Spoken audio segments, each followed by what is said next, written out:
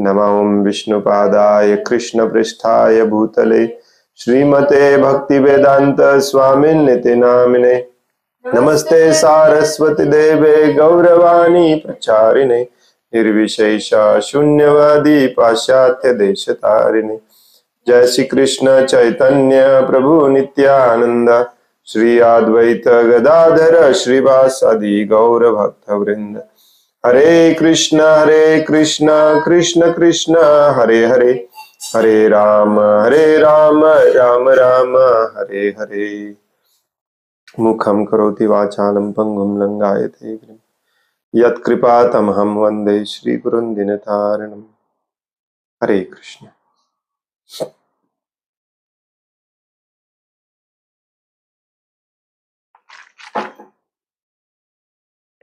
श्रीमद् भगवत गीता जशी आहे तशी भाषांतर आणि तात्पर्य कृष्ण कृपामूर्ती श्री श्रीमद AC भक्तिवेदांत स्वामी प्रभुपाद यांच्याद्वारे आपण वाचत आहोत अध्याय 7वा ज्ञान विज्ञान योग भगवत ज्ञान। आणि आज आपण वाचणार आहोत श्लोक नंबर 15चा भाग 3। नमाम दुष्कृतिनो मूढा प्रपद्यन्ते नराधमा मायया अपरिता ज्ञाना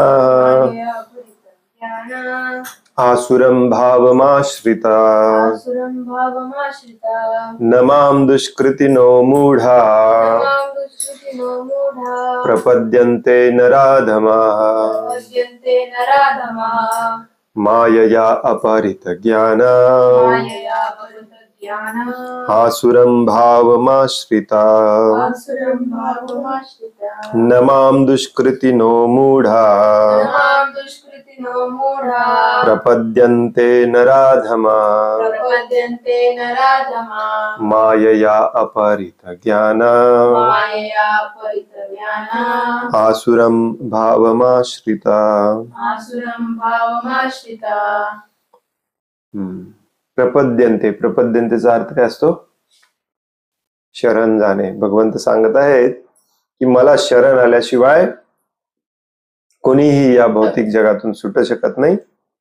मामेव ये प्रपद्यन्ते मायाम एताम तरन्ति ते, याच्या आधीच्या श्लोकात सांगतात। आणि मग या श्लोकात सांगतात की कोण मला शरण येत नाही। प्रपद्यन्ते नराधमा। आज 3रा दिवस आहे। या श्लोकाचं तात्पर्य वाचत आहोत आपण। आज आपण वाचायला सुरुवात करणार आहोत दुष्कृतीना मधल्या, दुष्कृती म्हणजे कृती म्हणजे काम करणे आणि दुष म्हणजे वाईट, वाईट काम करणारे मला कधी शरण येत नाही। त्यांची 4 कॅटेगरीज सांगितले। मूढ म्हणजे मूर्ख, सकाम कर्मी, नराधम मनुष्यांमधला सगळ्यात खालच्या पातळीचा नर अधम, मायया अपहरित ज्ञान म्हणजे ज्यांचं ज्ञान मायेने नष्ट केलेलं आहे। आहेत भरपूर हुशार पण एक्झॅक्टली काय करायचं माहिती नाही। आणि आसुरम भावम आश्रित जे आसुरी प्रवृत्तीचे आहेत। हे एक्झॅक्टली कोण असतात? काल आपण वाचलं मूढ कोण असतो, कशा पद्धतीचा असतो। आज आपण वाचणार आहोत नराधम कोण असतो।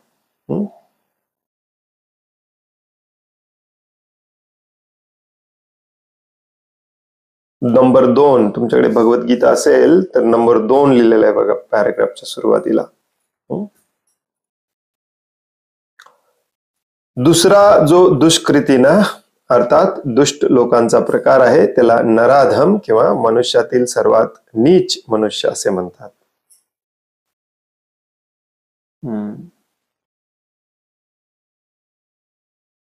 हे सगळेच दुष्कृती नाहीत। कधी कधी तुम्हाला वाटेल की हा नराधम पण आहे आणि आसुर पण आहे, आसुर पण आहे, नराधम पण आहे। जो मायेने त्याचं ज्ञान हिरावून घेतलेलं असतं तो वागतो आसुरासारखा, तो नराधमासारखा। नर म्हणजे मनुष्य आणि अधम म्हणजे नीच। जीवाच्या 84 लाख योनींपैकी 4 लाख मनुष्य योनी आहेत. यापैकी अनेक नीच मनुष्य योनी आहेत व त्यातील बहुतेक सर्वजण असंस्कृत असतात.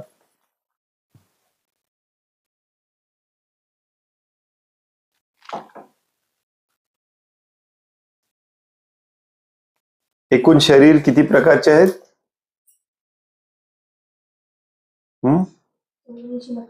84 लाख प्रकारचे, 8.4 मिलियन.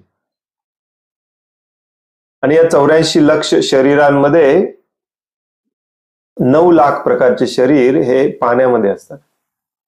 जलजा नवलक्षाणी.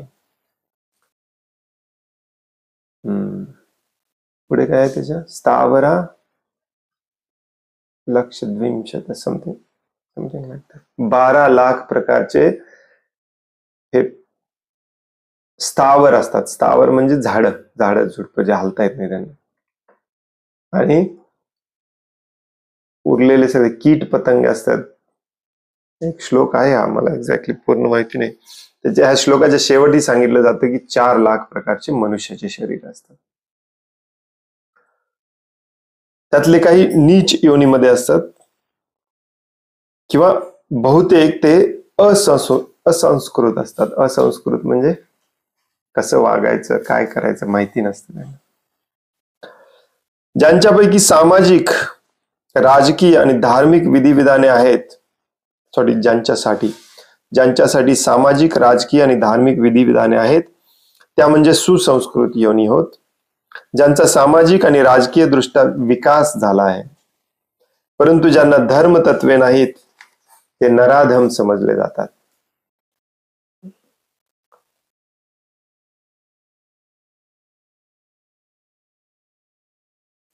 सोळाव्या अध्यायामध्ये भगवंत असुर कोण असतो सांगतात. तर तिथे पण हे रिपीट केलं जाते की ज्याला धर्म तत्व म्हणजे नियम, बंधन, विधी, विधान, निषेध याच्यामध्ये बिलकुल इंटरेस्ट नसतो, त्याला असुर म्हणतात. मनुष्यांमधले असे जे लोक असतात त्यांना नराधम देखील म्हणतात.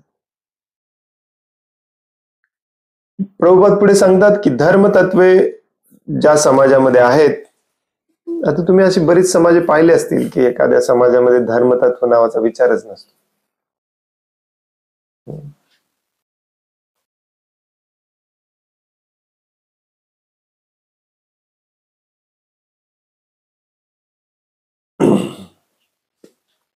काही खातात, कुठेही राहतात,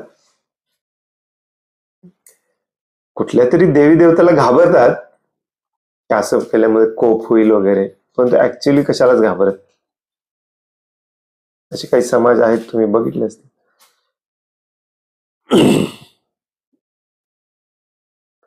जबरदस्तीने मांस खायला घालतात.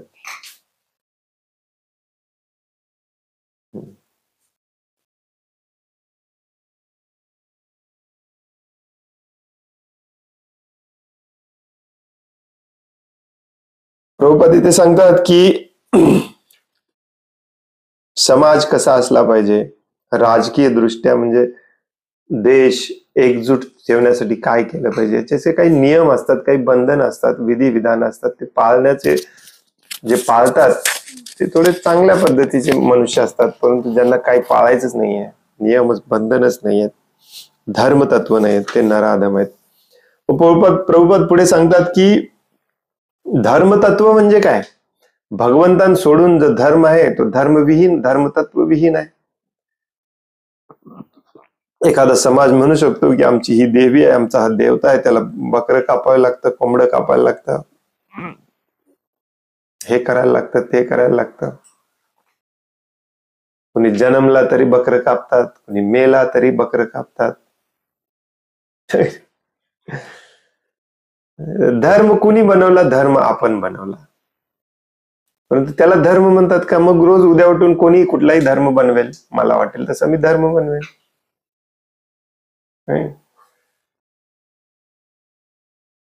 काय म्हणतात ते समाजातले लीडर, काय पंच, समाजातले पंच लोक धर्म बनवतात.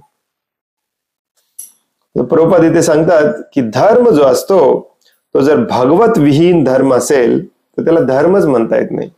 भगवत विहीन धर्म असू शकत नाही, कारण परम सत्याला जाणणे आणि मनुष्याचा भगवंतांशी असणारा संबंध जाणणे ह्याच धर्मतत्वांचे पालन करण्यामागचा उद्देश असतो. हो की नाही?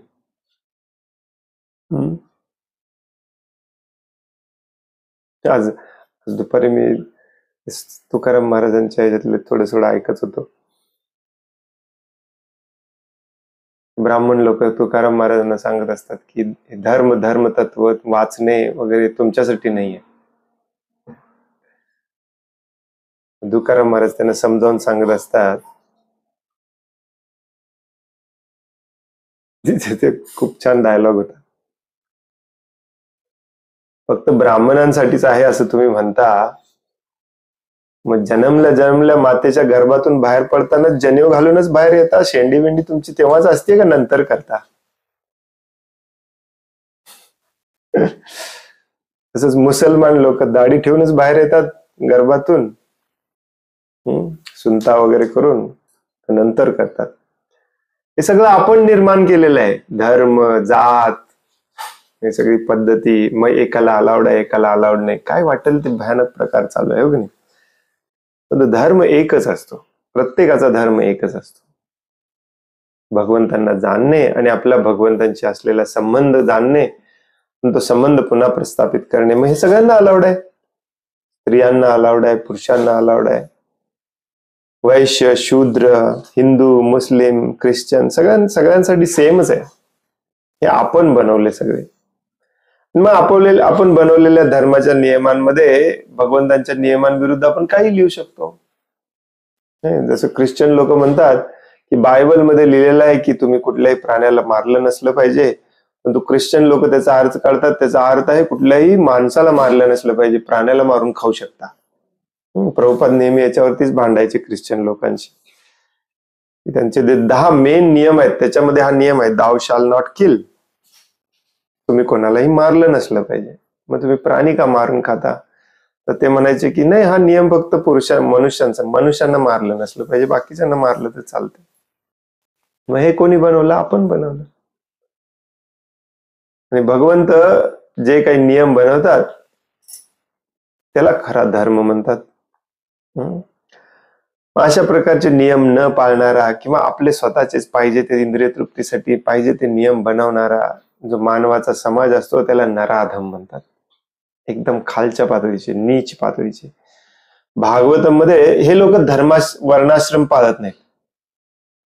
वर्णाश्रमामध्ये देखील हे जे सांगितलेलं आहे ना, ब्राह्मण, क्षत्रिय, वैश्य, शूद्र, हे उच्च प्रतीच्या गुणांवरून ठरवलं जातं. सत्वगुणामध्ये असतात ते ब्राह्मण असतात, रजोगुणामध्ये असतात ते क्षत्रिय असतात, रज आणि तमगुणाच्या मिश्रणामध्ये असतात ते वैश्य असतात, आणि जे तमोगुणी असतात पूर्णपणे ते शूद्र असतात. परंतु शास्त्रात हे पण सांगितलेलं आहे या चौघांचे जे नियम आहेत, या चौघांची लक्षणं, नियम, त्यांची कर्तव्य, कर्म, हे सगळं शास्त्रामध्ये दिलेलं आहे. परंतु या नियमात देखील जो बसत नाही असे पण लोकांची बरेच कॅटेगरी आहेत. त्यांची लिस्ट दिलेली आहे, त्यांची नावं पण दिलेली आहेत भागवतामध्ये. चांडाळ, आंध्र, पुलिंद.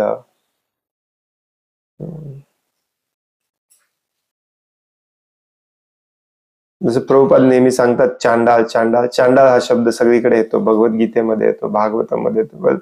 मराठीत चांडाळ म्हणतात, संस्कृतमध्ये त्याला श्वपचव म्हणतात. श्वपचव म्हणजे श्व म्हणजे श्वान, कुत्रा, आणि पच म्हणजे शिजवणारा, म्हणजेच कुत्रा शिजवून खाणारा. त्याला काही नियम बंधनच नाहीत, कोणालाही खातो तो.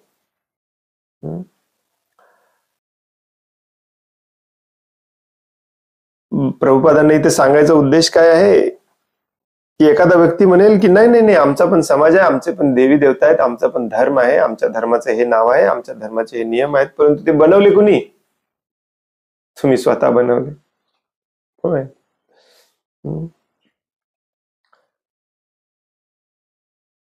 भगवद्गीतेमध्ये भगवान श्रीकृष्ण स्पष्टपणे सांगतात की माझ्यापेक्षा श्रेष्ठ असे अन्य कोणतेही प्रमाण नाही आणि मीच परम सत्य आहे. मनुष्याने सर्व शक्तिमान परम सत्य भगवान श्रीकृष्णांशी असणाऱ्या आपल्या विस्मृत शाश्वत संबंधाचे पुनर्जीवन करणे हा सुसंस्कृत मनुष्य जीवनाचा उद्देश आहे. अशा सुसंस्कृत मनुष्यांना आर्य म्हटलं जातं. दुसऱ्या अध्यायामध्ये आपण शिकलोय, तुमच्या लक्षात आहे का बघा. आता जे असंस्कृत असतात त्यांना काय म्हटलं जातं? अनार्य किंवा नराधम. आज आपल्याला नवीन शब्द सापडला. जे सुसंस्कृत असतात त्यांना आर्य म्हटलं जातं. भगवंत अर्जुनाला म्हणतात अनार्य जुष्टम. अनार्यांना शोभेल असं तुझं वागणं आहे, बोलणं आहे, विचार आहेत. मग तिथे प्रभुपाद समजावून सांगतात की आर्य म्हणजे कोण? आर्य म्हणजे ज्याला जीवनाचा उद्देश माहिती आहे. हे असा ड्रेस घालतो किंवा या भागात राहतो असं नसते. ज्याला जीवनाचा उद्देश माहिती आहे की परम सत्य भगवान श्रीकृष्ण यांचा मी दास आहे आणि हा माझा संबंध तुटलेला आहे, त्याचं विस्मरण झालेलं आहे, मला मी विसरलोय, तर ते पुन्हा आठवणीत आणून पुन्हा ते संबंध कसं प्रस्थापित करता येईल हाच एकमेव जीवनाचा उद्देश असला पाहिजे. अशा लोकांना आर्य म्हटलं जातं, सुसंस्कृत म्हटलं. ज्याला हे माहिती नाही त्याला अनार्य किंवा असंस्कृत किंवा असुसंस्कृत असते का असंस्कृत असते किंवा नराधम म्हणतात. जो कोणी ही संधी गमावतो त्याला नराधम म्हणण्यात येते. प्रभुपाद बघा, मानवाचं शरीर तुम्हाला दिलेलं आहे, जीवनाचा उद्देश काय आहे जाणून ते उद्देश पूर्ण करण्यासाठी प्रयत्न करणे. जो कोणी ही संधी गमावतो त्याला नराधम म्हटलं जातं. स्लोली प्रभुपाद याच्याकडे यायला लागलेत की तुम्ही सगळे नराधम आहेत. भगवंतांशी आपला काय संबंध आहे हे जाणून घेणे हा एकमेव जीवनाचा उद्देश असला पाहिजे आणि त्या उद्देशासाठीच रात्रंदिवस तुम्ही काम केलं पाहिजे. हे जो कोणी करत नाही तो नराधम आहे. कोण कोण आहे नराधम? सगळेच नराधम आहे. मराठीमध्ये पण हा शब्द वापरला जातो, नराधम, शिवी म्हणून वापरला जातो. चांगले जे शुद्ध बोलणारे असतात ते असली शिवी वापरतात. नराधम कुठला? जो लक्षपूर्वक ऐका, जो कोणी ही संधी गमावतो त्याला नराधम म्हणतात.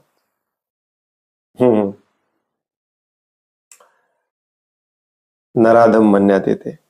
शास्त्रांमधून आपल्याला कळून येते की जेव्हा मूल मातेच्या गर्भाशयात अत्यंत असहाय्य अवस्थेत असते तेव्हा ते स्वतःच्या सुटकेकरिता प्रार्थना करते आणि गर्भाशयातून बाहेर येताच आपण केवळ भगवंतांचीच सेवा करू असे वचन देते. जेव्हा मनुष्य संकटात असतो तेव्हा त्याने भगवंतांची प्रार्थना करणे हे स्वाभाविकच आहे, कारण जीवाचा भगवंतांची नित्य संबंध असतो आणि प्रसूती झाल्यानंतर मूल मायाशक्तीच्या प्रभावाने जन्मावेळी दिलेल्या वेदना तसेच त्याच्या उद्धारकर्त्यालाही विसरते. भगवान कपिल देव श्रीमद भागवतम मध्ये 3ऱ्या स्कंदामध्ये सांगतात की जे मूल जे असतं जेव्हा 5-6 महिन्याचं होतं गर्भामध्ये तेव्हा त्याला थोडंफार मागच्या जन्मातलं आठवायला लागतं, परंतु त्याची विचार करण्याची क्षमता सुरू होते 5-6 महिन्याची असताना आणि मग तो विचार करायला लागतो की मी या दुःखमय अवस्थेत का आहे. कुठल्या दुःखमय अवस्थेत? गर्भामध्ये बांधून ठेवलंय, रक्त मलमूत्र पिशवीमध्ये त्याला पॅक करून ठेवलंय. भागवतमचे शब्द आहेत बरं का. तुम्हाला वाटत असेल की मी स्वतःचे शब्द घालून सांगते. भागवतम मध्ये असं वर्णन आहे, रक्त मल मूत्र आणि प्लसेंटा, ऍसिड, पित्त याच्यामध्ये त्या मुलाला बांधून ठेवलेलं असतं 9 महिने आणि 4-5व्या महिन्यामध्ये त्याला अक्कल यायला लागते, मला असं का बांधून ठेवलंय. थोडंफार त्याला पूर्वजन्मातले त्याचे कुकर्म आठवतात, मग त्याला थोडस कळतं की मला त्याच्यामुळेच पुन्हा मातेच्या गर्भामध्ये ठेवण्यात आलेलं आहे. पुनरपि जननम जठरे शयनम. मग तो प्रार्थना करायला लागतो. खूप छान वर्णन आहे. बऱ्याच जणांना पटत नाही की जन्म प्रॉब्लेम आहे. आपण जेव्हा म्हणतो ना जन्म मृत्यू जरा व्याधी चारी प्रॉब्लेम आहेत, लोकांना कळत नाही जन्म कसा काय प्रॉब्लेम आहे. जन्म तर आनंददायी गोष्ट आहे. एक तर जन्म प्रॉब्लेम आहे कारण 9 महिने तुम्हाला अशा असह्य वेदना सहन कराव्या लागतात. त्याच्यामध्ये कृमी येतात, त्या तुम्हाला चावत असतात.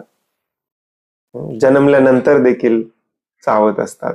खूप खूप वर्णन बेकार केलेलं आहे. आई जे खाते तेच खावं लागतं, असे श्लोक आहेत बघ नाही. आई जादा खाल्ली तर तुम्हाला तुमच्यावरती प्रेशर येतं. आई अरबट चरबट काहीतरी खाल्ली किंवा दारू प्याली किंवा सिगरेट ओढली तर तुम्हाला आतमध्ये त्रास होतो, कारण तुम्ही बांधले गेलेला असता.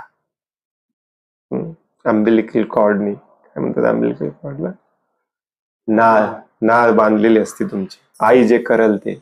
आईला ऍसिडिटी झाली, तुम्हाला त्रास. 9 महिने हे सोसावं लागतं. मग आणि बाहेर आल्यानंतर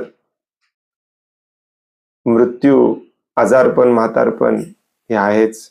जन्म नाही नसतं तर बाकीचे 3 प्रॉब्लेमच नसते. त्या 5-6 महिन्याचं असताना ते बाळ सगळं आठवल्यामुळे अगदी रडून प्रार्थना करतं भगवंतांची, बिलकुल मी असले कर्म करणार नाही, बिलकुल मला सद्बुद्धी द्या, मला या भवबंधनातून, मला या जन्म मृत्यूच्या चक्रातून मला सोडवा. तुम्हाला मी एक क्षण देखील विसरणार नाही.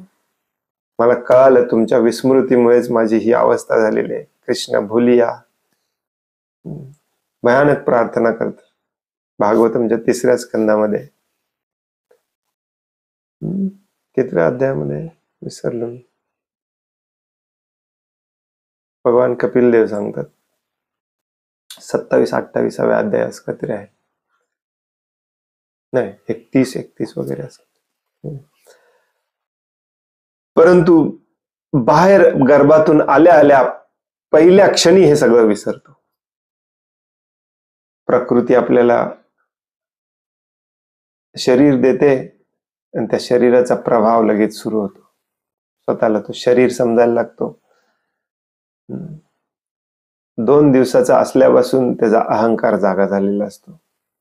जनरली असं म्हणतात 6 महिन्याचा झाल्यानंतर सगळं काही स्वतःला शरीर समजून सगळं माझं मला करायला सुरुवात करतो. 6 महिन्याचं. नराधम, सगळे नराधम. प्रभुपाद इथे म्हणतात या तुम्हाला जर प्रॉब्लेम असेल तर भगवंतांकडे प्रार्थना करणे स्वाभाविक आहे, परंतु त्या संकटातून सुटल्यानंतर इमिजिएटली भगवंतांना परत विसरणे, त्याला म्हणायचं नराधम. नराधमाची व्याख्या दिलेली. तुम्ही म्हणाल की मी संकट समयी पण भगवंतांचं स्मरण करतो आणि संकट नसताना पण भगवंतांचं स्मरण करतो, परंतु ऍक्च्युली गर्भातून बाहेर आल्यालाच भगवंतांना विसरलाय आपण सगळे. म्हणून प्रभुपाद पुढे म्हणतात म्हणून 99.9% लोक हे नराधम आहेत. नसेल तर भगवंतांशिवाय दुसरं काही आठवलंच नसतं आपल्याला. ज्याला ज्याला भगवंतांशिवाय दुसरं काहीतरी आठवतंय एक क्षणभर का होईना, नराधमच आहे. असुर असो कोणी असो, नराधम आहे. मुलांमध्ये सुप्तावस्थेत असलेल्या दिव्य चेतनेची पुनर्जागृती करणे हे पालकांचे कर्तव्य आहे. धर्म संहिता असणाऱ्या मनुस्मृतीनुसार वर्णाश्रम पद्धतीमध्ये भगवत भावनेचे पुनर्जीवन करण्यासाठी 10 संस्काराच्या किंवा शुद्धीकरणाच्या विधी आहेत. तथापि जगातल्या कोणत्याही भागात कोणत्याही विधीचे पालन केले जात नाही. म्हणूनच 99.9% लोक हे नराधम आहेत. आणखीन एक प्रमाण देतात प्रभुपाद. बघा आजकाल समाजामध्ये बरेच जण म्हणतात आम्ही ब्राह्मण आहे. शास्त्रामध्ये स्पष्टपणे लिहिलेलं आहे की ज्याने एक संस्कार चुकवलाय ना तो ब्राह्मण नसतो. स्वभाव विभाव नंतर बघूया आपण. ब्राह्मणाचे गुण स्वभाव काय असतात? क्षमा, दम, तप, शौच, तितिक्षव आणि आर्जवम. आजकालचे ब्राह्मण तर आर्जवन विसरून गेले, सिंपल राहणे. परंतु हे जे 10 संस्कार असतात, ऍक्च्युली 16 असतात, षोडशी संस्कार म्हणतात, परंतु 10 अत्यंत महत्वाचे असतात. 10 संस्कार ज्याने केले नाहीत तो नराधम आहे. प्रभुपाद बऱ्याचदा हे समजावून सांगतात, तुमच्यापैकी तुम्हाला माहिती असतील हे संस्कार. प्रभुपाद समजावून सांगतात दरवेळी की पहिला संस्कार असतो त्याला म्हणतात गर्भधान संस्कार. गर्भधान संस्कार जो असतो तो ऍक्च्युली गर्भधारणेच्या आधी करायचा असतो. बरेच मॉडर्न माताजी लोक गर्भधारणेनंतर करतात. म्युझिक ऐकतात, कुठले तरी श्लोक मंत्र वगैरे ऐकतात, त्याला म्हणतात गर्भधान संस्कार. असं असतं. गर्भधान संस्कार म्हणजे पती पत्नी दोघांनी मिळून यज्ञ करायचा असतो, पूजा करायची असते मोठी, आणि प्रार्थना करायची असते भगवंतांकडे की भगवंतांचा शुद्ध अंश आमच्या जीवनात येऊ दे. आणि वचन द्यायचं असतं भगवंतांना की तो आमच्या जीवनात आल्यानंतर आम्ही त्याला तुमचा शुद्ध भक्त बनवायचा 100% प्रयत्न करणार. त्याला गर्भधारणा संस्कार म्हणतात. 99 काय 100% लोक हे करत नाहीत. स्वतःला ब्राह्मण समजतात ते देखील करत नाहीत. त्याच्यानंतर बाकीच्या नामकरण संस्कार, अन्नप्राशन संस्कार, कर्णरंध्र संस्कार वगैरे हे नंतरचे असतात. उपनयन संस्कार सगळ्यात महत्वाचा असतो. उपनयन म्हणजे त्याचा आजपासून शिक्षण सुरू, ज्याला मुंज म्हणतो आपण. काही संस्कार आपल्याला माहितीत का, आणि करतो देखील. विवाह संस्कार सगळे करतात, अजून तरी करतात.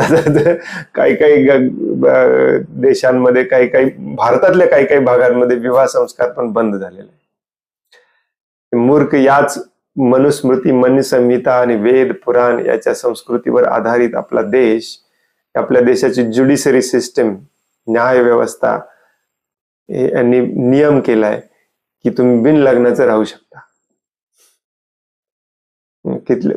यालाच म्हणायचं नराधम. हे सगळे नराधम. जे धर्माचे, संस्काराचे, संस्कृतीचे जे नियम आहेत त्याच्याबद्दल अनादर असणे, त्यालाच म्हणायचं नराधम. पण नराधम असुर असू शकतो का? या असू शकतो. माया या अप्रितज्ञान असू शकतो का? असू शकतो. परंतु मेन पहिला तो नराधम आहे. म्हणून प्रभुपाद इथे म्हणतात 99.9% नराधम आहे. आणि या संस्काराचा आणि वर्णाश्रम धर्माचा देखील खूप जवळचा संबंध आहे. वर्णाश्रम पद्धतीमध्ये भगवत भावनेचे पुनर्जीवन करण्यासाठी 10 संस्काराच्या किंवा शुद्धीकरणाच्या विधी आहेत. आता बघा, हे जर केलंच नाही आपण तर माणूस होत नाही, आपण भक्त कसं होणार? म्हणून प्रभुपाद 1972 नंतर रिपीटेडली सांगायचे, त्याच्या आधी पण सांगायचे, परंतु 1973-74 नंतर आपल्या सगळ्या भक्तांना रिपीटेडली सांगायचे की आपल्याला वर्णाश्रमाची पुन्हा स्थापना करायची आहे. त्याच्यासाठी, आणि वर्णाश्रम विदाउट फॉर्म कम्युनिटी नाही करू शकत तुम्ही. वर्णाश्रमाचा अर्थ असतो, वर्ण म्हणजे तुम्ही काम काय करणार. ते सगळ्यांचं काम हे शेतीशी संबंधितच असलं पाहिजे. कुठल्याही वर्णाचा असू देतो, ब्राह्मण असो, क्षत्रिय असो. पहिल्यांदा तिथे यायचं, मग वर्ण ठरवायचे, मग आश्रम ठरवायचे, मग आश्रमाप्रमाणे वागायचं. कारण आश्रम आपल्याला आध्यात्मिक प्रगती करायला मदत करतात. वर्ण आपलं काम ठरवतात उपजीविकेचं, आणि आश्रम काय ठरवतात? अध्यात्मामध्ये कुठे आहोत आपण, ब्रह्मचारी, गृहस्थ, वानप्रस्थ, हो की नाही. आणि मग याच्यामध्ये हे सगळे नियम पाळायला लागतात. आणि प्रभुपाद आणखी एक महत्वाचा पॉइंट इथे सांगतात, तो म्हणजे धर्मसंहिता असणाऱ्या मनुस्मृतीनुसार. हे सगळं मनुस्मृतीमध्ये लिहिलेलं आहे. कारण मनु आपल्या सर्वांचे पिता आहेत. मनु म्हणजे पहिला मनुष्य ब्रह्मदेवाने निर्माण केलेला, त्याला मनु म्हणतात. त्याला नाव पण असतात. सध्याचा मनु कोण आहे? वैवस्वत.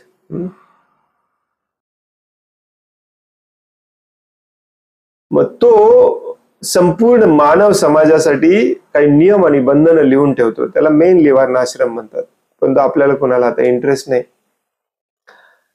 जे एकदम आसुरी प्रवृत्तीचे नराधम होते त्यांनी या वर्णाश्रमाचं विकृतीकरण केलं आणि याला आसुरी वर्णाश्रम बनवलं. ऍक्च्युली वर्णाश्रम दैवी असते, भगवंतांनी निर्माण केलेले. 4थ्या अध्यायात भगवंत स्वतः म्हणतात, आपण वाचलं हो की नाही, चातुर्वर्ण्यम मया सृष्टम, मी निर्माण केलेलं आहे, गुणकर्म विभाग अशा. तर जो वर्णाश्रम पाळत नाही जो संस्कार पाळत नाही तो नराधम असतो. म्हणून प्रभुपाद इथे लिहितात, म्हणूनच 99.9% लोक हे नराधम आहेत. आता तुम्ही सगळे उद्यापासून पुरोहित शोधायला जाल, ब्राह्मण शोधायला जाल, आम्हाला हे संस्कार करायचे, ते काल आम्ही वाचलं, आम्ही नराधम आहोत, हे संस्कार राहिला, ते संस्कार राहिलाय. या संस्कारांना एक अर्थ असतो, औपचारिकता म्हणून करायची नसते. हा एक नियम असतो की ज्याचा उपनयन संस्कार झालेला नाही त्याचा विवाह संस्कार करायचा नसतो कधीच. नियम असतो ऍक्च्युली. मग बऱ्याचदा हे काय करतात माहिती का, हे पुरोहितवाले शॉर्टकट काढतात त्याच्यामध्ये. ज्या दिवशी विवाहाची डेट ठरलेली आहे, विवाहाची त्याच्या डेटला जर 11:20 मुहूर्त असेल तर 10 वाजता त्याचा उपनयन संस्कार करतात. आणि मग असं असतं, ही औपचारिकता नाही आहे. रूप गोस्वामी सांगतात, नियम आग्रह, नियम पाळायचा म्हणून कधी पाळायचा नसतो, त्याच्या मागचं तत्व सिद्धांत ते देखील पाळलं पाहिजे तुम्ही. मग आता काय करायचं, प्रॉब्लेम आला नाही संस्कार. आता हे सगळं जबाबदारी कोणाची असते बघा. प्रभुपाद काय सांगतात इथे पहिल्या वाक्यात, मुलांमध्ये सुप्तावस्थेत असलेल्या दिव्य चेतनेची पुनर्जागृती करणे हे पालकांचे कर्तव्य आहे. हे सगळं करायची जबाबदारी आई वडिलांची असते. परंतु आई वडील स्वतः नराधम आहेत, त्यांचे स्वतःचे संस्कार झालेले नाहीत, त्याचे स्वतःला त्यांना माहिती नाही कुठल्या वर्णात आणि कुठल्या आश्रमात आहेत, हो की नाही. त्या अशा समाजालाच अर्जुन पहिल्या अध्यायामध्ये म्हणतो वर्णसंकर समाज. त्याला भीती होती सगळे मेल्यावर असा समाज निर्माण होईल, जो आज झालेला आहे. आपण सगळे वर्णसंकर समाजामध्ये आहोत. नाही आपल्या आई वडिलांना माहिती आहे, नाही आपल्याला माहिती आहे. बरं आता प्रभूजी आता करायला तयार आहे, तर प्रभूजी म्हणतात करू नका, त्याला काही अर्थ नाही. मग आता करायचं काय काय करायचं, कोण सांगू शकेल?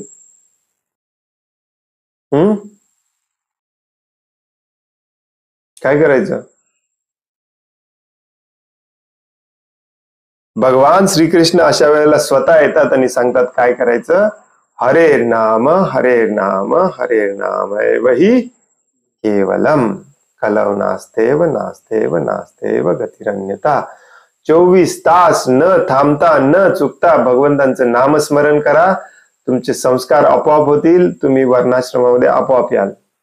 कारण नामस्मरण किंवा नाम जपाची जी विधी आहे कलियुगासाठी सांगितलेली, ती तुमचे हृदय शुद्ध करते. हृदय शुद्ध करणे म्हणजे स्वतःच्या नेमून दिलेल्या वर्णामध्ये येणे. जो स्वतःच्या वर्णाचं सोडून दुसऱ्याचं काम करत असतो तो पाप कर्म करत असतो. पुढे आपण ते वाचणार आहे. कारण अंगात गुण नाही तरी पण प्रतिष्ठा पैशासाठी तो पाप करत असतो. ज्याचं हृदय जेव्हा स्वच्छ शुद्ध होतं, लोभ द्वेष ईर्ष्या काम वासना सगळं निघून जातं, तेव्हा त्याला जमतं तेवढंच करतो. कुठल्याही गोष्टीमध्ये आसक्ती ठेवत नाही, भगवंतांची सेवा करतो. आणि ही प्रोसेस आहे हृदय शुद्ध करायची.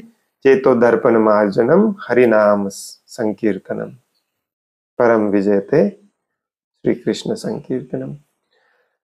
प्रभुपाद जेव्हा असं समजावून सांगत होते तेव्हा त्यांना प्रभुपादांनी बऱ्याच जणांचं लग्न लावलेलं, तुम्हाला माहिती असेल.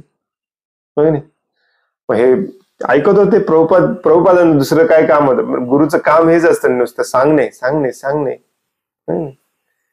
बऱ्याचदा ऐकलेलं. मग त्यांनी प्रश्न विचारला, प्रभुपाद तुम्ही जर म्हणता गर्भदान संस्कार ज्याचा झाला नाही त्याचे पुढचे संस्कार सगळे युजलेस आहेत, मग आता कसं करायचं? प्रभुपादांनी त्यांना सांगितलेलं, नवरा बायको दोघांनी बसायचं आणि संकीर्तन यज्ञ करायचं. यज्ञ करायचंय, गर्भदान संस्कार म्हणजे यज्ञ. आता कलियुगामध्ये दुसरा कुठला यज्ञ करू शकत नाही, कुठला करायचा? संकीर्तन यज्ञ करायचा. त्यांनी म्हटलं कसं करायचा? दोघांनीच बसून संकीर्तन करायचं. होय म्हणाले. 50-50 माळा जप करायचा दोघांनी मिळून, 100 माळा जप करायच्या दोघांनी मिळून. झाला गर्भदान संस्कार. हे आचार्य सांगू शकतात आपल्याला. आणि इट मेक सेन्स, होय नाही. तुम्ही जरी संस्कार हे करतो म्हणाला तरी पुरोहित कुठून आणणार? ज्याचे स्वतःचे संस्कार झाले नाहीत तो 5,001 रुपये घेऊन तुमच्याकडे पुरोहित बनून येतो. सगळे नराधम आहेत. दुसऱ्या शब्दात काय, भौतिक प्रकृतीतल्या भौतिक काम वासनेने सगळे ग्रस्त आहेत, सगळे आजारी आहेत. म्हणून प्रभुपाद ते म्हणतात 99.9% लोक हे नराधम आहेत. बघा, तुम्ही प्रभुपादांचे जर अनुयायी असाल आणि वर्णाश्रमाकडे दुर्लक्ष करत असाल तर तुमच्या इतका मूर्ख व्यक्ती कोणी नाही. लक्षपूर्वक ऐका. असंच प्रभुपाद एका ठिकाणी म्हणतात आणि शास्त्रामध्ये पण लिहिलेलं आहे की जो वर्णाश्रमामध्ये नाही तो माणूसच नाही, जनावर आहे, पशु आहे. पहिल्यांदा माणूस व्हायला तुम्हाला वर्णाश्रमात यावं लागतं, मग तुम्ही भक्त व्हायच्या पायऱ्या चढू शकता. वर्णाश्रमाचा या सगळ्यांशी खूप निकटचा संबंध आहे.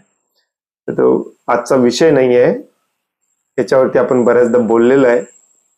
प्रभुपादांचे पुस्तक वाचलं तर तुम्हाला पानापानावरती वर्णाश्रम आढळेल. आणि वर्णाश्रम तेव्हाच आपण पुन्हा स्थापन करू शकतो जेव्हा शुद्ध हृदयाचे भक्त एकत्र येतील. कारण हृदय शुद्ध झाल्याशिवाय आपल्या वर्णाचं सोडून दुसऱ्या वर्णाचं काम करणे बंद करू शकत नाही माणूस.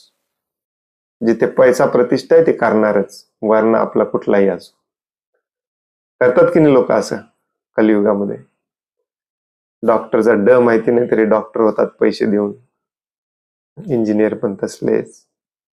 का? कारण पैसा आहे, प्रतिष्ठा आहे. सगळं हे वर्णसंकर समाज आहे. वर्णाश्रमची व्याख्या एकदम सिंपल आहे. तुमचं हृदय शुद्ध असलं पाहिजे. मग तुम्ही जे काम कराल ना ते तुमच्या वर्णाप्रमाणेच कराल. बरेच जण असले लेक्चर ऐकल्यानंतर बरेच जण प्रश्न विचारतात, प्रभूजी वर्ण समजायचा कसा आमचा? कारण शास्त्रामध्ये सांगितले तुमचा वर्ण कोण सांगतो? गुरु. आता गुरुच बोगस आहे. शुद्ध गुरु सापडणे शक्य नाही. करोडोतला एखादा शुद्ध गुरु असतो, तो सापडणार कसा? मग तुमचं वर्ण, मग गुरु शोधेपर्यंत माझा वर्ण मला कळणार कसा? आई वडिलांचं कर्तव्य असतं शुद्ध भक्ती आपल्या मुलांना समजावून सांगणे, त्यांचे संस्कार करणे.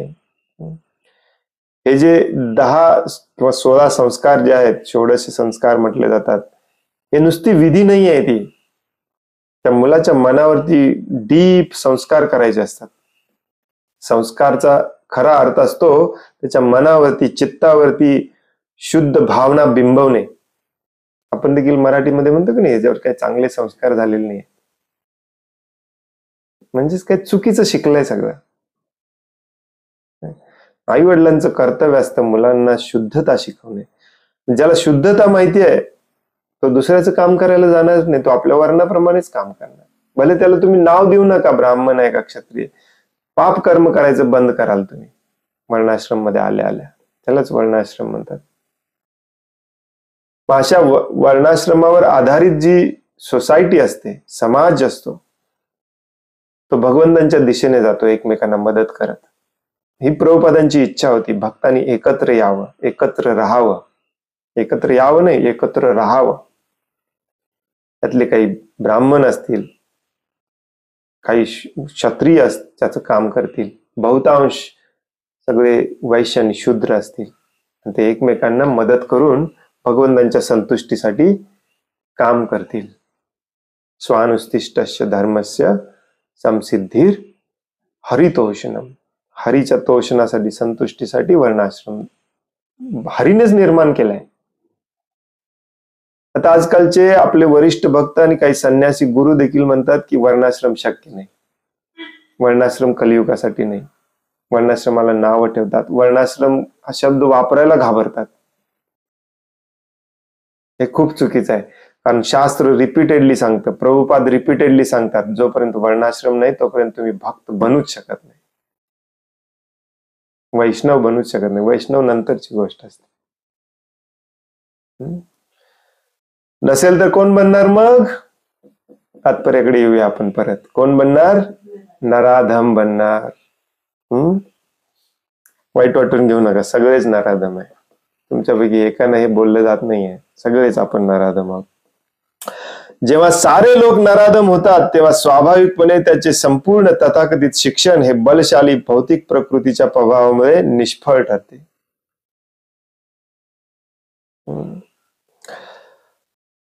तो किती हुशार असू दे, नराधम आहे, कारण भौतिक आसक्तीमध्ये अडकलेला आहे, त्याच्या ज्ञानाला काही अर्थच नाही, सगळं निष्फळ. भगवद्गीतेतील आदर्शानुसार ब्राह्मण कुत्रा, गाय, हत्ती आणि चांडाळाला समभावाने पाहतो तोच खऱ्या अर्थाने विद्वान मनुष्य होय. ऑलरेडी वाचलं आपण. हो,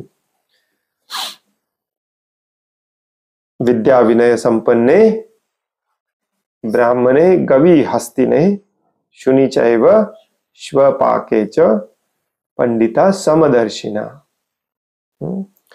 सगळ्यांकडे समभावाने पाहतो, तो कधीच पाप कर्म करणार नाही. बघा, हे सगळ्याचं मूळ इथेच आहे, पाप कर्म बंद करणे. आणि तुम्ही असं समजू नका तुम्ही बंद केलेलं आहे. कलियुगामध्ये सगळे पापी आहेत. गुरुकडे जाऊन विचारलं पाहिजे, मी आता करतोय ते पाप आहे की नाही. तुमच्या स्वतःच्या मनाने तुम्हाला सगळं वाटतंय तुम्ही चांगलंच करताय.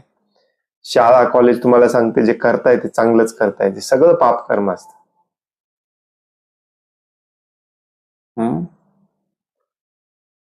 कारण जो पाप कर्म करत नाही तो कधीच द्वेषी नसतो, मत्सरी नसतो. तो सगळ्यांना समभावाने पाहतो, सगळ्यांवरती त्याला प्रेम करता येतं. हाच भगवद्गीतेचा संदेश आहे. प्रत्येक अध्यायामध्ये आहे समभावाने पाहणे, सम सर्वेषु भूतेषु. तोच खरा विद्वान मनुष्य होय. तीच शुद्ध भक्ताची दृष्टी असते. तीच शुद्ध भक्ताची दृष्टी असते. त्याच्याशिवाय तुम्ही नाही भक्त होऊ शकत. भगवंतांचे अवतार असणारे आद्य गुरु श्री नित्यानंद प्रभू यांनी जगाई मदाई या नराधम भावांचा उद्धार केला आणि अत्यंत नीच मनुष्यालाही शुद्ध भक्ताची कृपा अशा प्रकारे प्राप्त होते हे दाखवून दिले. म्हणून भगवंतांनी निंद्य ठरविलेला नराधम केवळ शुद्ध भक्ताच्या कृपेनेच आपली आध्यात्मिक भावना पुनर्जागृत करू शकतो. जसं काल मी म्हणालो की जे मूर्ख असतात, मूड असतात, ते थोड्याफार प्रमाणात त्यांचे चान्सेस असतात भक्तीमध्ये पुन्हा यायचे भगवंतांच्या कृपेने, भक्तांच्या कृपेने. तसंच नराधमाचे पण चान्सेस असतात, परंतु फक्त आणि फक्त भगवंतांचा किंवा भगवंतांच्या शुद्ध भक्तांची कृपा झाली तरच. कारण त्याची स्वतःची प्रवृत्ती इतकी घाणेरडी खालच्या पातळीची असते की तो स्वतःच्या बुद्धीने किंवा स्वतःच्या मित्र, समाज, देश यांच्या सहकार्याने, मदतीने तो भक्तीत येऊ शकत नाही. आणि हे सगळे त्याचे मित्र, सहकारी, समाज सगळे भौतिकवादीच असतात. प्रभुपाद इथे थोडस होप देतात आपल्याला की जगाई मादाई सारखे नराधम देखील भक्त होऊ शकतात, परंतु कसं? भक्ताच्या कृपेने. भागवत धर्माचा प्रसार करताना श्री चैतन्य महाप्रभूंनी उपदेश केला आहे की लोकांनी भगवंतांच्या संदेशाचे नम्रपणे श्रवण केले पाहिजे आणि या उपदेशाचे सार म्हणजेच श्रीमद भगवत गीता होय. अत्यंत नीच आणि नराधमांची केवळ नम्रपणे श्रवण केल्यामुळे उद्धार होऊ शकतो, परंतु दुर्दैवाने ते या उपदेशांचे श्रवण करणेही नाकारतात. नित्य सिद्ध कृष्ण भक्ती, व्हॉट इज दॅट श्लोक? सत्य कबुनाय साध्य कबुनाय. पुढे काय? श्रवणादि चित्त, श्रवणादि शुद्ध भक्ती चित्त करिये उदय. श्रवण श्रवण श्रवण श्रवण, पण तू श्रवणामध्ये इंटरेस्ट नाही. काही लोक श्रवण करायला येतात, त्यांच्या इंद्रिय तृप्तीच्या विरुद्ध थोडस जरी ऐकलं तरी निघून जातात, परत येत नाही. अहंकार आपला इतका मोठा आहे, येणार नाही परत. हो की नाही? हा सिंपल उपाय केला तर नराधम पण यातून बाहेर पडू शकतो. भगवंत म्हणतायत की नाही पडू शकत,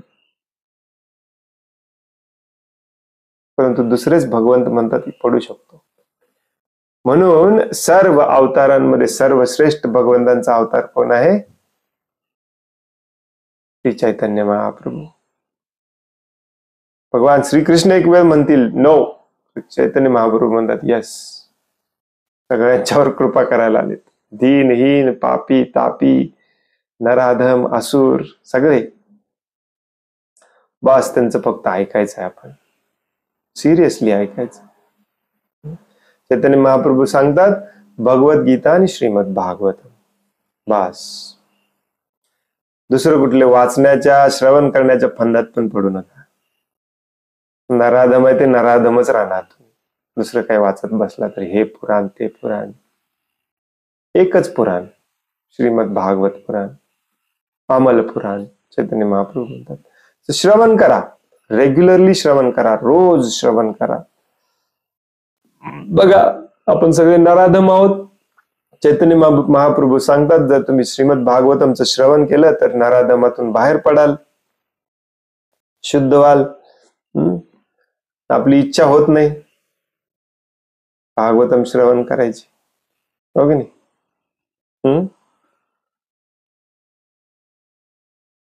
थोडीशी ऍडव्हर्टाइजमेंट करतोय मी. रोज सकाळी 6 ते 7 भागवतमचा क्लास असतो. बघूया कोण कोण येतात.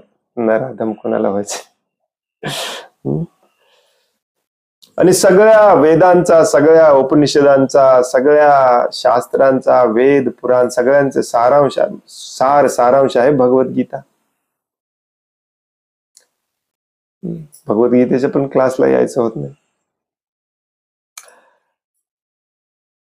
अत्यंत नीच आणि नराधमांचाही केवळ नम्रपणे श्रवण केल्यामुळे उद्धार होऊ शकतो, परंतु दुर्दैवाने त्या या उपदेशांचे श्रवण करणेही नाकारतात.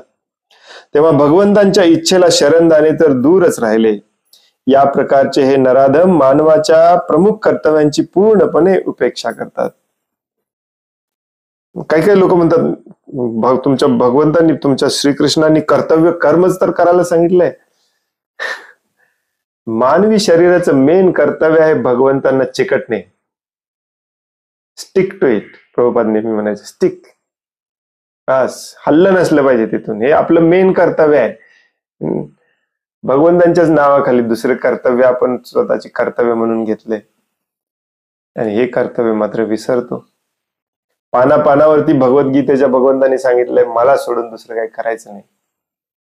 भगवद्गीता वाचूनच हिरो लोक आपल्याला सांगतात भगवंतांनी, भगवान तुमच्या म्हणतात तुमच्या भगवान श्रीकृष्णांनी सांगितलंय कर्म करायला.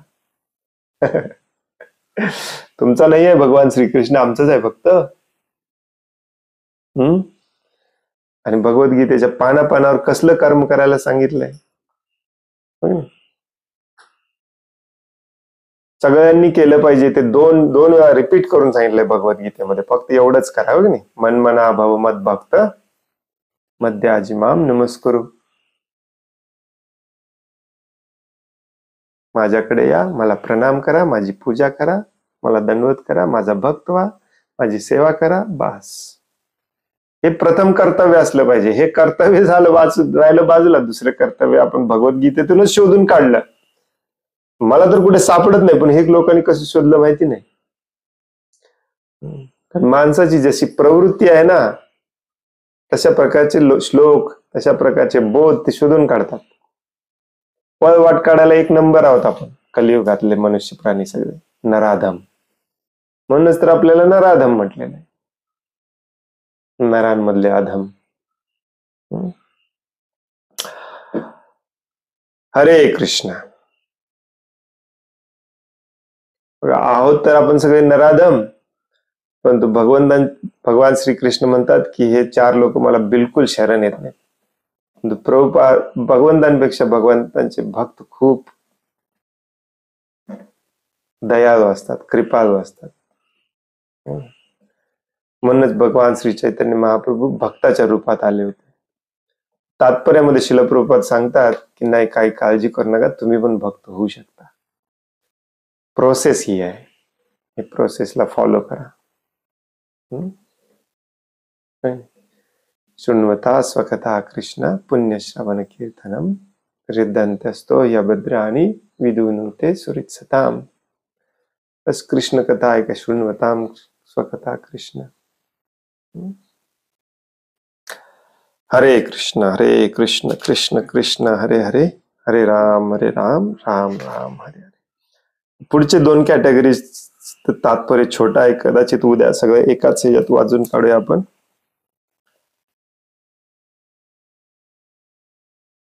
आज इथेच थांबूया. हरे कृष्ण. कोणाला काही प्रश्न आहे, काही सांगायचं आहे?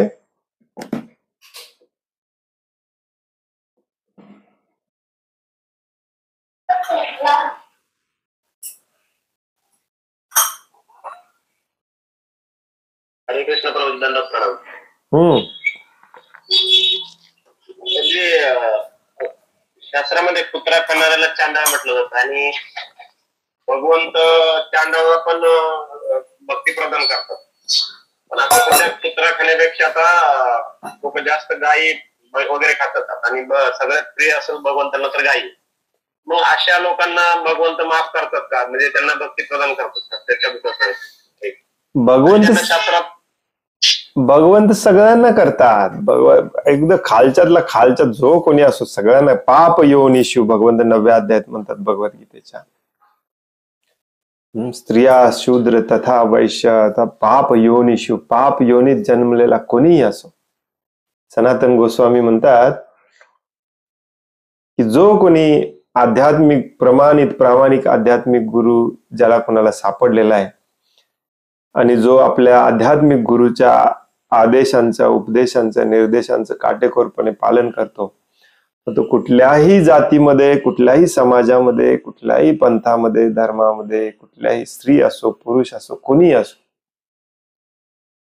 तो भक्त होऊ शकतो. काही रिस्ट्रिक्शन नाही. प्रभुपादांनी ते प्रूव्ह करून दाखवलंय. प्रभुपादांनी ज्यांना भक्त बनवलं ते सगळे गाय खाणारे होते. पाश्चात्य देशामध्ये गाय जास्त खातात. काही प्रभुपादांचे इतके शुद्ध भक्त आहेत, जसे की जयानंद प्रभू. ते आपण इंटरव्ह्यू घ्यायला गेलो तर काय ना तुमचं, न्यू वृंदावनला गाई करायची. बलभद्र प्रभू, इस्कॉपचे बलभद्र प्रभू. अशा भक्तांना तुम्ही भेटला ना, त्यांच्या डोळ्यात बलभद्र प्रभू तर डोळे, त्यांना एकदा सांगितलं प्रभुपादांनी, गोमातेची सेवा करणं हे सर्वश्रेष्ठ धर्म आहे. त्या दिवसापासून आजपर्यंत गोमातेची सेवा करतात. कोणी करो ना करो, कोणी मदत करो ना करो, नवरा बायको दोघे बिचारे. त्यांचा आम्ही इंटरव्ह्यू घ्यायला गेलो होतो. ते सांगत होते की प्रभुपादांची कृपा नसती तर या लेवलला पण आम्ही आलो नसतो, कारण आम्ही सगळे गाय खाणारे होतो. आणि अजून पण ते प्रभूजी म्हणतात, विनम्रता किती आहे बघा त्यांच्यामध्ये. ते प्रभूजी म्हणतात की अजून पण मला गॅरंटी नाही की मी भगवत धामात जाईन, कारण मी खूप गायी खाल्ल्यात. पण प्रभुपादांच्या कृपेने एवढं तरी वाटतंय की पुढचा जन्म अजून एक चान्स मिळेल. ऍक्च्युली ते आपल्यापेक्षा करोडपटीने शुद्ध आहेत. आपण जरी गाय खात नसलो तरी भगवंत कोणाला भगवत धामात नेते तर त्यांना पहिल्यांदा नेतील. कारण आपण जरी गाय खात नसलो तरी आपण इतके द्वेषी, मत्सरी आणि भौतिकवादी आहोत, हो की नाही? जन्मल्यापासून शाकाहारी आहेत लोक भारतामध्ये. जन्मल्यापासून त्यांच्या पिढ्या आणि पिढ्या शाकाहारी आहेत. बिलकुल अंड्याला पण हात लावलेला नाही.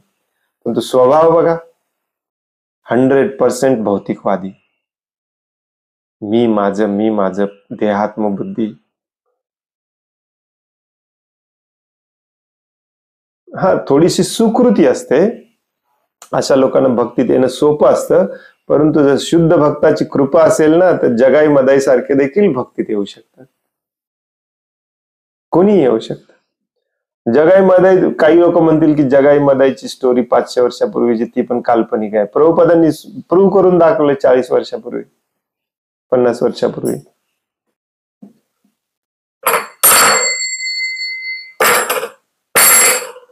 हो की नाही?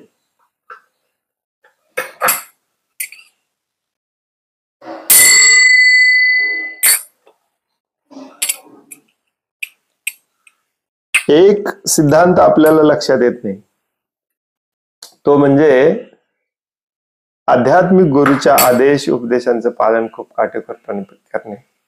त्याला तुम्ही फिल्टर करून घ्यायला लागला ना, तर तुमचा उद्धार कुणी करू शकत नाही. कारण भगवंतांनी आध्यात्मिक गुरुला पाठवलेलंच असते तुमचा उद्धार करण्यासाठी. त्याला पण तुम्ही सिरियसली घेतला नाही, मग तुमचा उद्धार कोण करणार?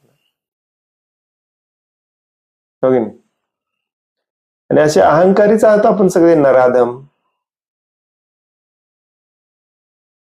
प्रॉब्लेम तो आहे सगळा. बरेच लोक म्हणतात मग प्रभुपादांचे शिष्य इतके वाईट कसे काय वागतात? कारण ते प्रभुपादांचे आदेश उपदेश ऐकत नाहीत. सिंपल रिझन आहे त्याचं. प्रभुपादांचे आदेश उपदेश बदलण्याच्या मार्गावर लागलेले आहेत त्यांच्या भौतिक इच्छा पूर्ण करण्यासाठी. त्यांचा उद्धार कधीच होणार नाही. भले ते भक्ताच्या घरात अजून अनंत जन्म घेतील, बहुजन्म करे यदि श्रवण कीर्तन, तबुतन पाय कृष्ण पदे प्रेमधन. मेन आहे इथे बदल झाला पाहिजे. प्रकाश प्रकाशनते महात्मा, प्रकाश झाला पाहिजे.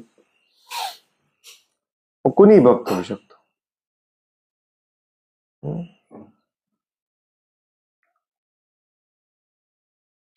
जसं आजच्या तात्पर्यामध्ये आपण वाचलं की हे सगळं ज्ञान द्यायचं आणि त्याला वाचवायचं प्रथम कर्तव्य असतं आई वडिलांचं. ज्याला आई वडील वाचवत नाहीत त्याच्यासाठी परत भगवंत गुरु पाठवतात. परंतु नराधम असुर लोक हे म्हणतात मला त्यांचं पण ऐकायचं नाही. अशी परिस्थिती आहे कलियुगामध्ये. म्हणून प्रॉब्लेम आहे. नसेल तर सनातन गोस्वामी आपल्या याच्यामध्ये लिहितात हरिभक्ती विलास मध्ये, कुणीही भक्त होऊ शकतो. कुणीही.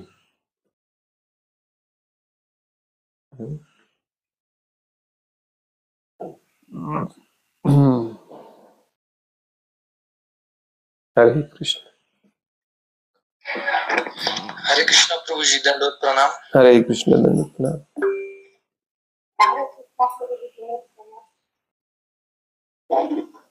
हरे कृष्ण प्रभुजी, प्रणाम. हरे कृष्ण प्रभुजी, दंडवत प्रणाम. कोणाला प्रश्न आहे काय? सगळे दंडवत हरे प्रणाम. कृष्ण प्रभुजी. हरे कृष्ण प्रभुजी, दंडवत प्रणाम. हा यस प्रभुजी. यस प्रभुजी. आजच्या तात्पर्यामध्ये प्रभुपाद म्हणतात की चैतन्य महाप्रभूने उपदेश असा केलाय की भगवंताच्या संदेशाचं नम्रपणे श्रवण केलं पाहिजे आणि या उपदेशाचा सार म्हणजे श्रीमद भगवद्गीता होय. म्हणजे भगवद्गीतेचं श्रवण केलं तर उप्स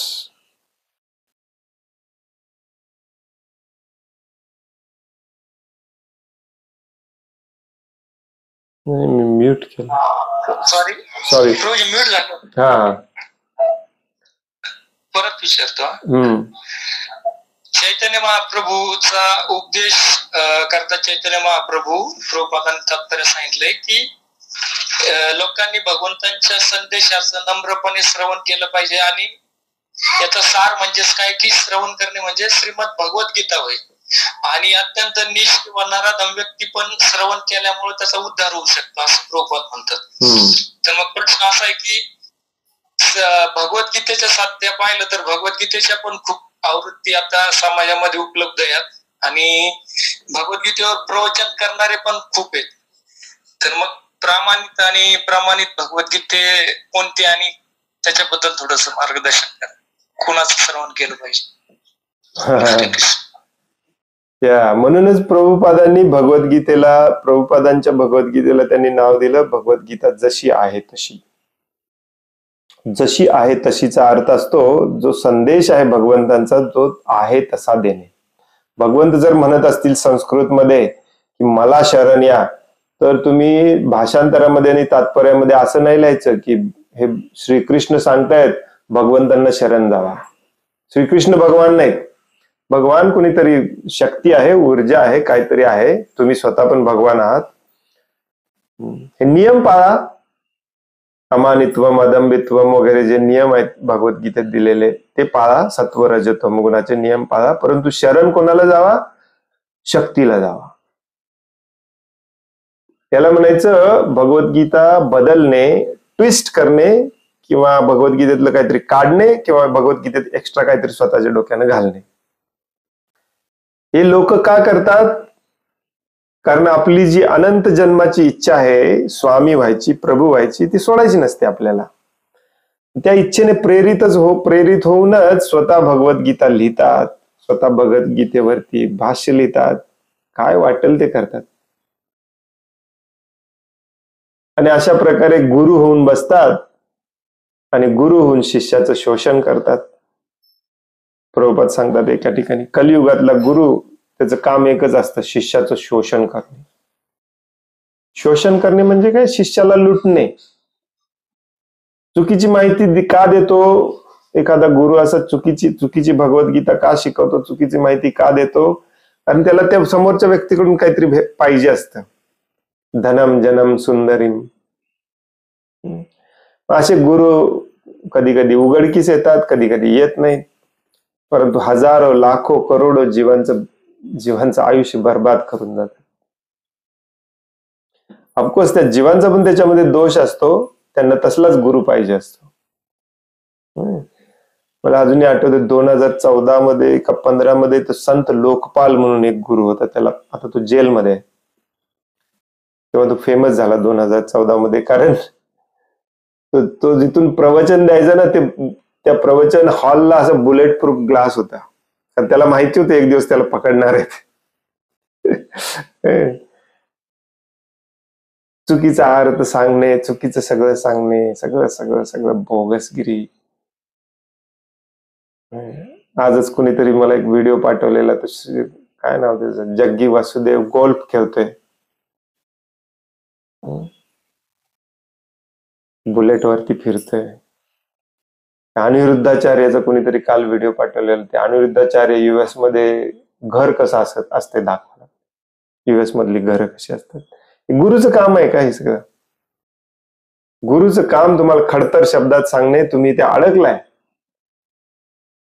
परंतु लोकांना पण ते आवडतं. मेरे गुरु महाराज को मेरा घर पसंद आया. जो मेरे गुरु महाराज बुलेट पे जाते हैं तो मैं बुलेट पे जाऊंगा तो प्रॉब्लेम क्या है? तू गुरु चुकीचा आहे, तुला चुकीचंच सांगणार. म्हणून शुद्धता शोधायची असते, शोधून काढायची असते. आता तुम्ही एखादी चप्पल घ्यायची असेल, कार घ्यायची असेल, तरी मार्केटमध्ये 10 दिवस फिरता, सगळ्यांचे प्रोज कॉन्स, फायदे तोटे सगळे लिस्ट करून काढता. मग त्याच्यानंतर ठरवता कुठले घ्यायचे. मग गुरु बनवताना मात्र लगेच कसं काय बनवता? हे खूप सजग राहिलं पाहिजे, सतर्क राहिलं पाहिजे. भक्ताचं पहिलं लक्षण असतं खरं काय आणि खोटं काय याच्यामध्ये भेद करायला शिकणे. आणि तो भेद जो आहे तो आत्म्याच्या लेवलला असला पाहिजे. शरीराच्या लेवलला भेद करायला गेलो तर आपण कायम चुकणार. मला काय आवडतं आणि माझ्या कोण आहेत त्यांना काय आवडतं, बस कायम तुमचा निर्णय चुकणार. आत्मा नाही कुणाचा आहे, नाही कुणाचा होणार आहे, ना आत्म्याला नाही कुणी मारू शकतं, ना आत्म्याची एकही गोष्ट या भौतिक जगात नाही. त्या काही बेसिक गोष्टी आपल्याला माहिती असली पाहिजेत. प्रभुपाद सांगतात भाजी आणायला गेलाय तर कापडाच्या दुकानात जाऊन चालत नाही. तुम्हाला गुरु बनवण्यापूर्वी देखील या बेसिक गोष्टी शिकल्या पाहिजेत. त्याच्यासाठीच भगवद्गीता आहे. भगवद्गीता थोड्याफार प्रमाणात तुम्ही वाचन करू शकता, मग उरलेलं गुरुकडून श्रवण करायचं असतं. भागवतम बिलकुल कोणी स्वतः वाचायचं नसतं, पण बरेच जण स्वतः वाचतात. भागवतमचं श्रवण एक गुरुच्या मार्गदर्शनाखालीच केलं पाहिजे. चैतन्य चरितामृताचं श्रवण गुरुच्या मार्गदर्शनाखालीच केलं पाहिजे. असे काही नियम आहेत. परंतु जोपर्यंत भौतिक हेतूने प्रेरित असणार, आपल्याला चुकीची भगवद्गीता हातात पडणार, चुकीचे गुरु हातात पडणार, चुकीचे प्रवचन हातात ऐकायला मिळणार, कारण आपणच चुकीचे आहोत. त्यामुळे खूप सतर्क राहिलं पाहिजे. कुठली भगवद्गीता चांगली आहे? प्रभुपाद स्वतः म्हणायचे गीता प्रेसची भगवद्गीता एक सोडली तर बाकी कुठली भगवद्गीता चांगली नाही. मी तर म्हणतो गीता प्रेसची पण भगवद्गीता तुम्ही वाचू नका, कारण तुम्हाला समजणारच नाही. ज्या पद्धतीने सायंटिफिकली आजच्या या कलियुगातल्या आजच्या जीवाला समजेल या पद्धतीने कुणी सांगितलेलं असेल ते फक्त प्रभुपादांनी सांगितलंय.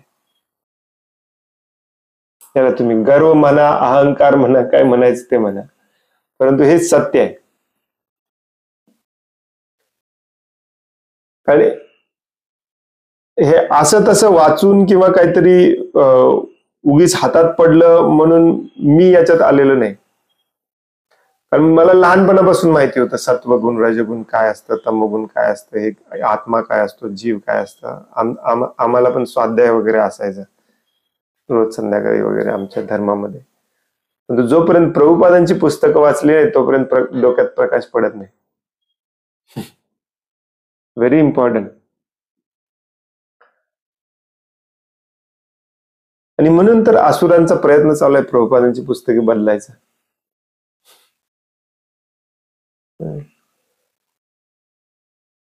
प्रभुपादांची भगवद्गीता, गीता प्रेसची भगवद्गीता सोडून आणखीन कुठली भगवद्गीता चांगली आहे का मला नाही माहिती. मी कुठली वाचली पण नाही. तो संत काय नाव त्याचं मगाशी म्हणाल मी, लोकपाल, त्याचे 1-2-3 लेक्चर मी ऐकलेले. तो पकडला गेल्यावर बघूया काय भानगड तरी आहे. अक्षरशः हसू येत आहे. असलं काय वाटेल ते सांगतात, काय वाटेल ते सांगतात. हे संत अनिरुद्धाचार्य जे आहेत आता सध्या फेमस, काय वाटेल ते सांगतात सगळे गुरु. काही लोक, काही जणांचे मी नाव घेणार नाहीत, मला माहिती आहे तुम्हाला खूप आवडतात ते.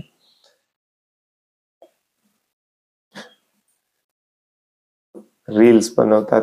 परवा एका रील मध्ये आलेलं, गुरुवारी आणि शनिवारी सोडून केस कापायचे, नख काढायचे. हे गुरुचं काम नाही असल्या गोष्टी सांगणे. हे कलियुगामध्ये हे सगळं बोगस आहे, लक्षात ठेवा. अरे इथं आत्मा, शरीर अडकलंय पाप कर्म करण्यामध्ये. काय सांगालाय तुम्ही गुरुवारी शनिवारी केस कापू नका, नख कापू नका? हा, भगवंत तुमच्या समोर आले, तुम्ही कापणार नाही शनिवार असला तरी केस? हे गुरुचं काम आहे काय असल्या गोष्टी सांगणे? कर्मकांड आहे सगळं, आणि कर्मकांड आपल्याला आवडतं म्हणून सांगतात गुरु. तर फेमस होणारा गुरु असतो ना, कर्मकांडच सांगत असतो. ऐसा करो, ऐसा मत करो, ये मत करो. So bogus actually.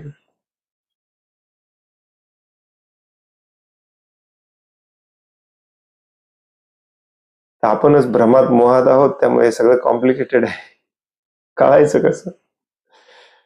कळणार कसं? कसं कळणार? शुद्ध भक्ताची कृपा झाली तर कळणार, त्याच्याशिवाय नाही कळत. एखादा शुद्ध हृदयाचा व्यक्ती तुम्हाला शुद्धतेमध्ये आणू शकतो. तोपर्यंत भ्रमितच राहणार, आपण भ्रमातच राहणार.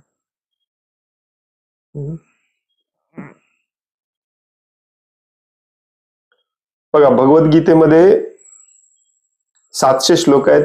त्या 700 श्लोकातले 15-20 श्लोकामध्ये भगवंत सांगतात मला शरण आलं पाहिजे. आणि त्या 15-20 श्लोकामध्ये देखील 70%, मला वाटते 15 असतील तर 10 श्लोक असे आहेत जिथे भगवंत डायरेक्टली सांगतात मला शरण आलं पाहिजे, भगवानला नाही, मला.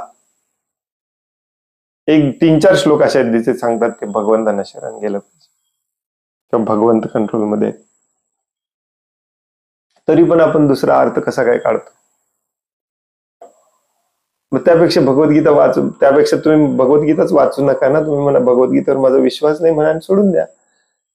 पण भगवद्गीता पण पाहिजे, कारण भगवद्गीता घेतल्याशिवाय माझं कोण ऐकणार? हे लॉजिक असतं या लोकांचं. प्रभुपाद पण पाहिजे, कारण प्रभुपाद की जय म्हटल्याशिवाय माझ्याकडे कोणी येत नाही. पण माझ्याकडे आल्यानंतर मात्र प्रभुपादांना विसरून जायचं कसं हे मी सांगणार. हे लॉजिक आहे आसुरी लोकांचं. त्यामुळे जपून राहायचं आपण. हरे कृष्ण. धन्यवाद प्रभूजी.